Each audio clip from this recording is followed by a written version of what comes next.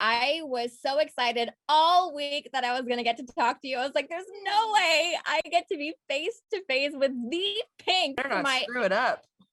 girl. There is absolutely no way that you could screw this up for me. You have your new single, All I Know So Far, you have the album, and you have the documentary. So let's start off with the single and the album. Why was now the right time for you to drop new music and an album? Were there like significant changes in your life or maybe even artistry that made you want to drop new music now? Well, these sort of projects have all tumbled into one.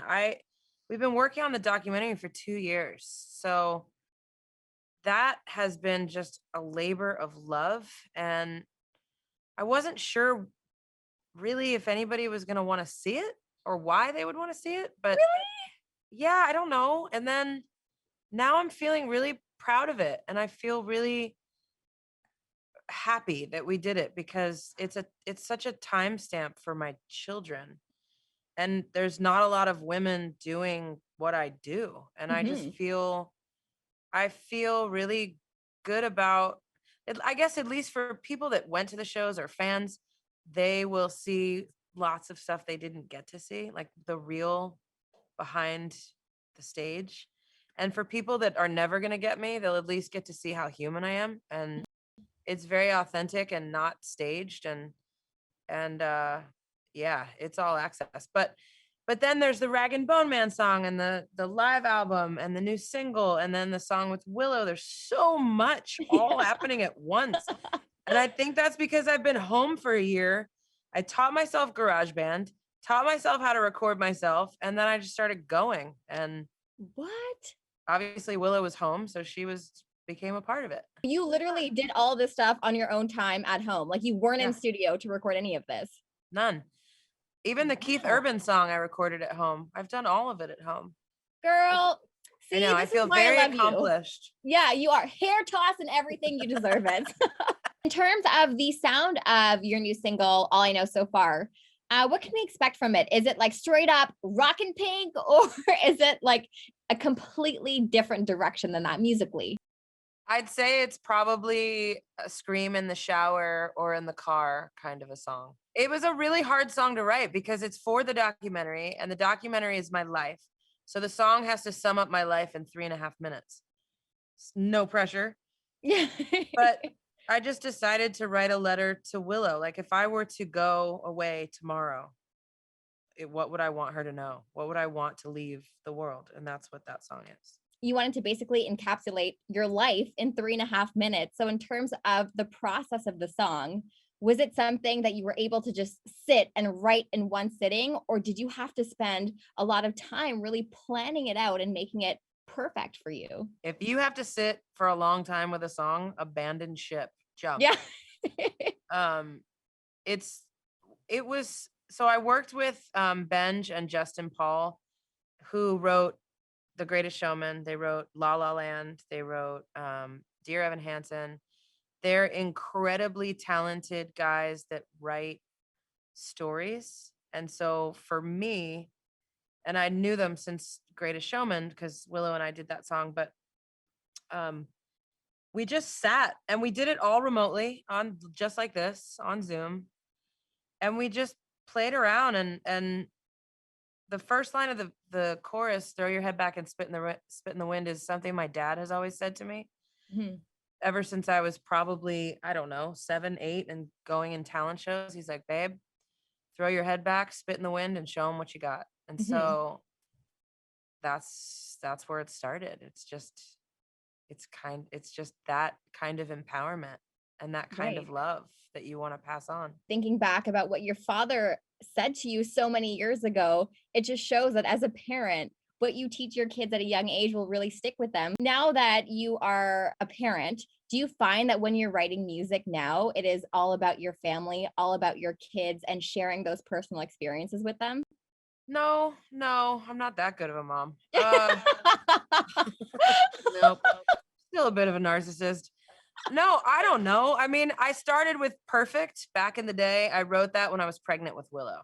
And Mhm. so that was sort of me talking to her, but also to little me and to all the kids out there that I know are going through some of the darkness that I've gone through, and more so. I think it's crazy to grow up now. And like Raise Your Glass was just, I'm raising my glass to all the freaks out there that are living their life out loud. And I guess that's what I'm still doing, is I'm just still putting one foot in front of the other and screwing up and talking about it. I want to get into the album. Like, I know many of the songs on it are live performances from your 2019 Beautiful Trauma Tour. So, was there a reason for including so many live performances? Like, a reason that you wanted to relive all of those moments? For me, live albums, to the best ones are old school vinyl records. You can put on, you can close your eyes, light a candle in your room, and you're there. And I think for the last year, all we want to do is be there.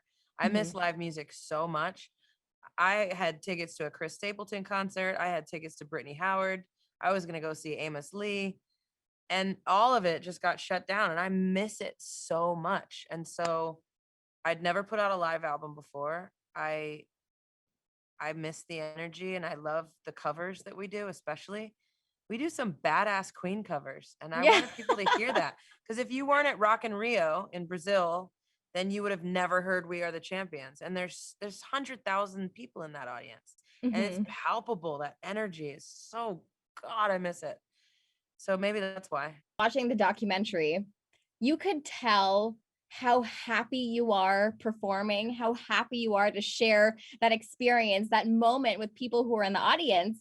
And there was one thing that was really interesting. There was one part in specific where you did a show and you weren't necessarily happy with the way it turned out because you feel like you didn't connect with every single person in the audience. So why is it so important for you to connect with everybody in the audience? And do you kind of put that on the top of your priority list, like over vocals, over choreo, for example? Oh yeah.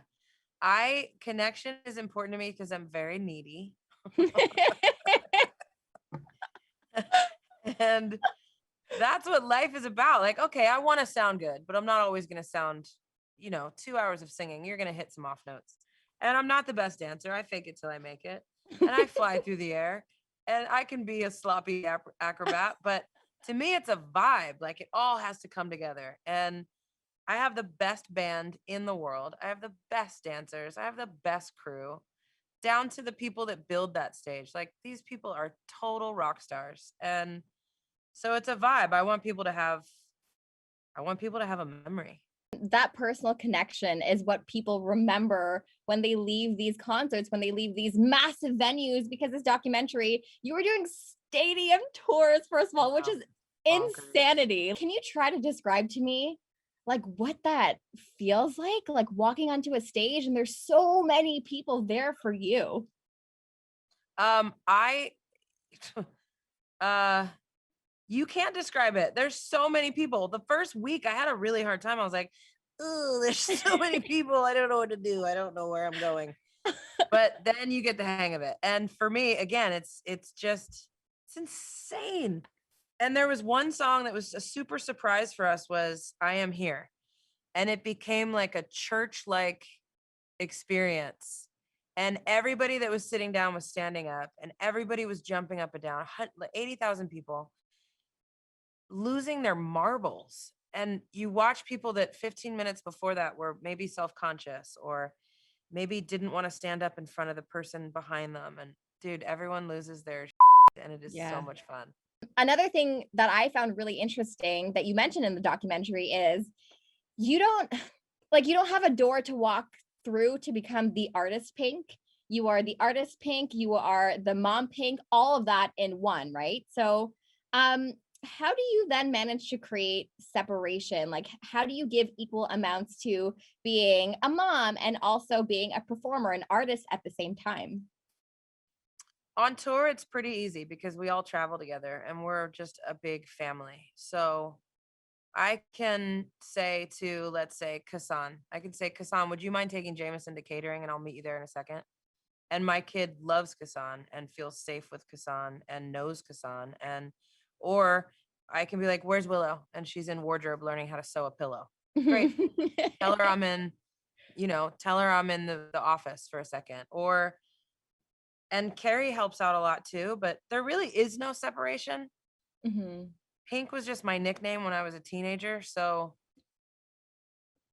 I've been very strategic about the village that I have around me, so that no matter how we move or where we move, we're all together and we're Mm-hmm. all good people, with the same twisted sense of humor.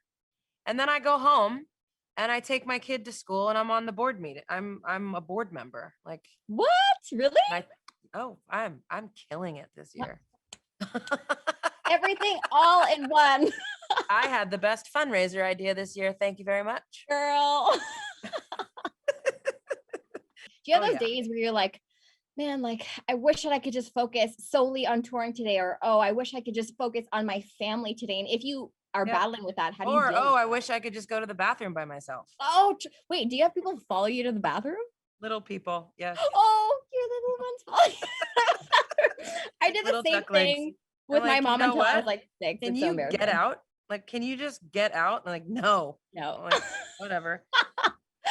Don't worry. One of these days it Yes. will change. It can all be overwhelming. I mean, there's days when you're sick and you're throwing on a harness and you're getting ready to go upside down, and your baby is sick and you have to go to work, and it's the same for any mom, I think, or any parent, I should say. So yeah, it can be overwhelming, but it's life, right? It's life. Last question before I leave. Touring. Do you want to go back on tour, or are you kind of just like, "Ah, let me just relax and take a break for a minute"? I don't know how to relax and take a break for a minute. I will go on tour as soon as they let us. Yeah. I miss it. Really? Like you just don't Yeah. want to go on vacation, chill I'd for a like to go on little vacation. That bit? too. I really want to go to the movies. That's the thing I Oh, miss the most. oh, the movies. I want to go to I do. I want to go to a dine-in theater. You're giving Well, me ideas to put on my bucket list right now. you need to go to a dine-in theater. I will. I'll do it And just because Pink told order me like to. pretzel bites and nacho cheese. Oh, yes. Ah, Oh, I can't wait. this is the perfect way to end the interview. Us streaming about food, me salivating, good one. Thank you so Thank much for you. your time, and congratulations on everything. Thank you so much.